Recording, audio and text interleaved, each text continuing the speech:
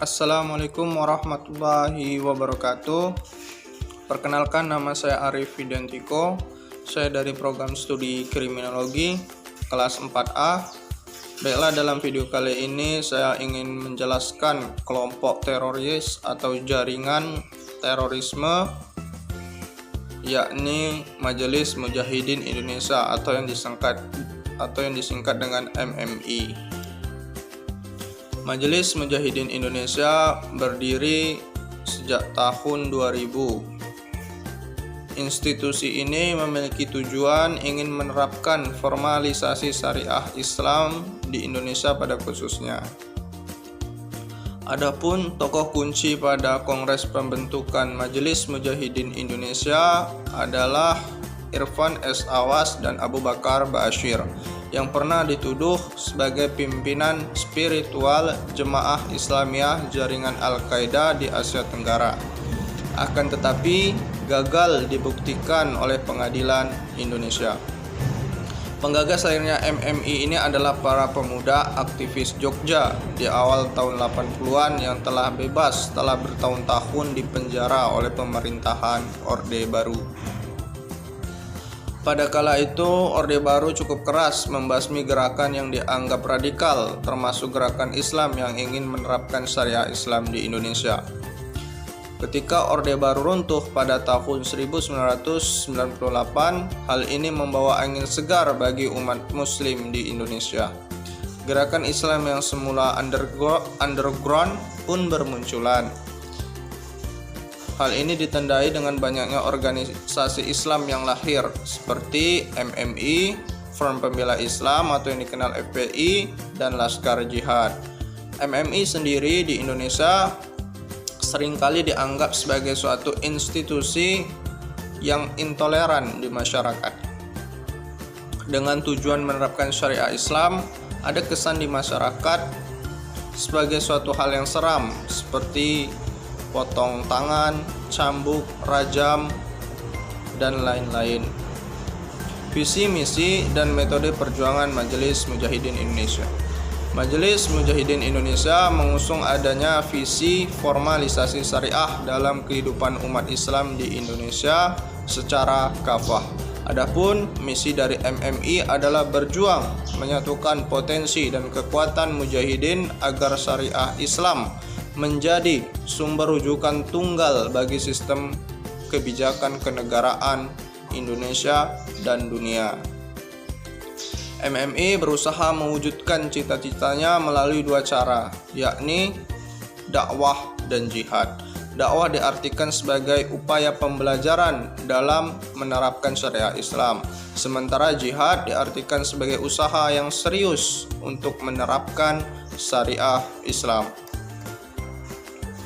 Adapun struktur organisasi MMI adalah bersifat universal, tidak dibatasi suku, bangsa, maupun negara. Untuk menjadi anggota MMI, syaratnya adalah Muslim dan berkomitmen dalam memperjuangkan tegaknya syariah Islam.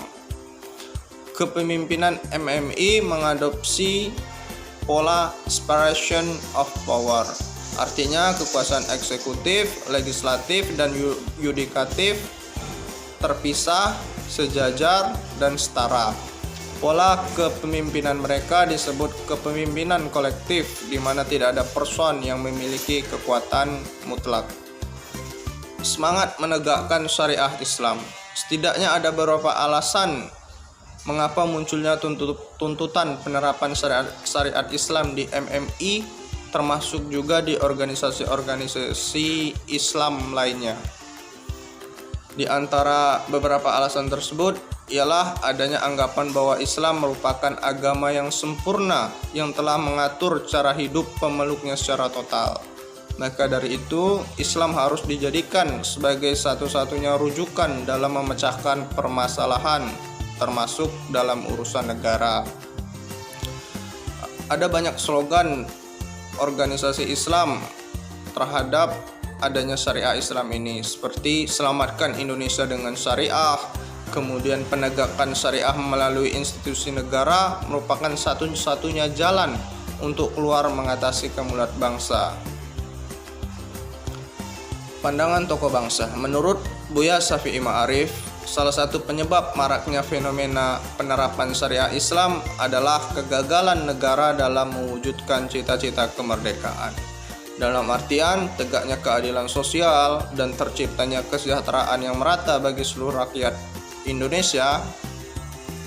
Korupsi yang masih dan semakin menggurita merupakan bukti-bukti nyata kegagalan ini.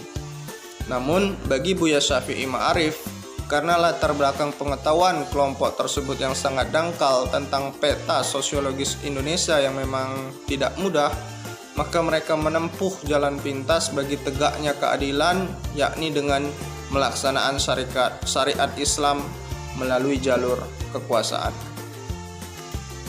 Tudingan terorisme terhadap Majelis Mujahidin Indonesia. MMI di tangan Abu Bakar Ba'asyir dikenal sebagai ormas puritan dan fenomenal.